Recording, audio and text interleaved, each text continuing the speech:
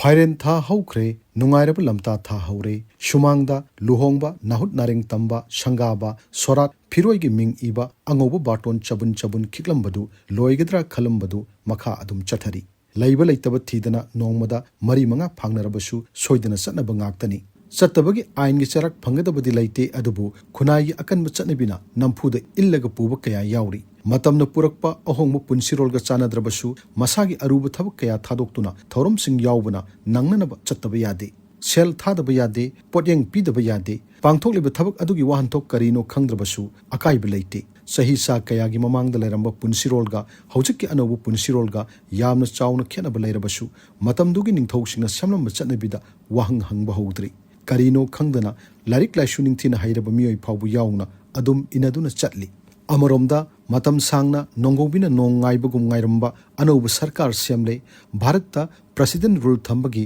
khwaidagi masing yambagi record pairiba Manipurna anobu sarkarda asa kaya tauri kumlaina na naduna leiraba Manipur gi miyam chaning tana sor hon mangamnanaba thorang lokolakani haina asa tauri Hana tongan furp kaluk ki mami sarkar da chawna tadana leiramba adu ngasidi daito lobu ngamgadaba mapung oiba lusingba ohumna yotsabi makhong ohung gi pangkhak oina leplabanina thabak mangam sana pang mangamgani haina miyamna khalli matam changna wakhal kupthana khallaga semmanina karigumba kharadi soidana tawrkani lusingba singna furp ki sambal lanchinduna yanaba puraknaba honabagi mami tapna tarakli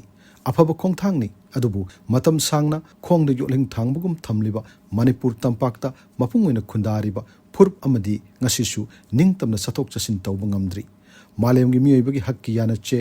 Universal Declaration of Human Rights lising masamapan nipunipan gi article 16 da piriba miyoiba pumnamak masana leijariba leibakta ningtamna chatpa masung leibagi hak lei haina piri Masigi matakta Bharat ki Constitution ki Article 18 Clause 1 Sub Clause D da piriba hakna Bharat ki ngamkhai manungda magi nagarik amana ningtamna satsabe yai masi hiram kharada state na athingba thamba yai lanai mioi natraga furp kharana athingba pibadi yadi ain animakta puning chingchiningai oiribadi ningtamna haibu wahi asini wahi asina taklibadi aki akhang yaudana ningtamna satsaba ngamnaba phibam sembha haibasi state amagi mathawni haina lawgani hak asi ingkumja lising ani kulhumdoidagi thorakiba irang matungdadi phangma ngamdana leiri masina maram oiduna shupam nompham khangdaba sinpham mangkiba mi lising kaya ama leiri masigi mathakta Imphal dagi lapthokiba mafam singda leiriba mioi ayambagi hingbagi thak yamna wangba natti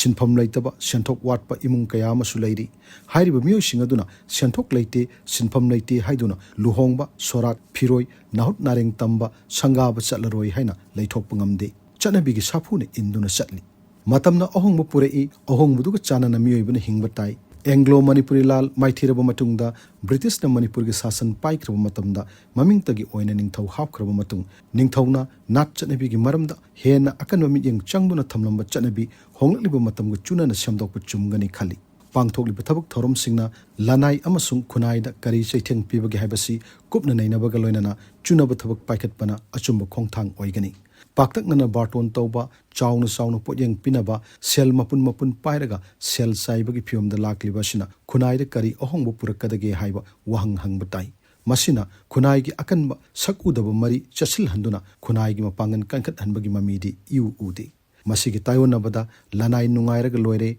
aiga khunaiga mari leinade haiba wakhalonna puraga chatpa migi masing ising isaugum hengalakliba sina sathiba phibam ama semgalakli Asigumba kiningai oirba wakhalasi pangtokpana hanthanba ngambagi mami tadi chanabigi sapuna kanba henmanbana leitraga mingondagi puraga potyeng pibatai sel thabatai haksang ngamdabagi hidakti araibani anabadagi chanabigi sapuna hena lumbagi phiomda lakle chanaba chengdi shotpa yai adubu potyeng amasung sel thabadi shotpa yade Laita laira singda hena awa saitheng piriba chanabi asi sahi yankhai gi mamangdasu adumak chanarami haibasi Laishram Samarendragi lising samapan homputara tarukta Sahitya Academy Award fangkiba saireng lairik mamang laikai thambal satle haiba saireng amada uba phangi phatte harabasu thadok pangamdaba sathiba nisagi masak oiraba chanabi singna laita lairigi sengau isana yana lut tawhli School education privatization tawbana thabak asida mateng pangsinduna sengau mathak makha onthokuna thambagi phibam ama ohelakli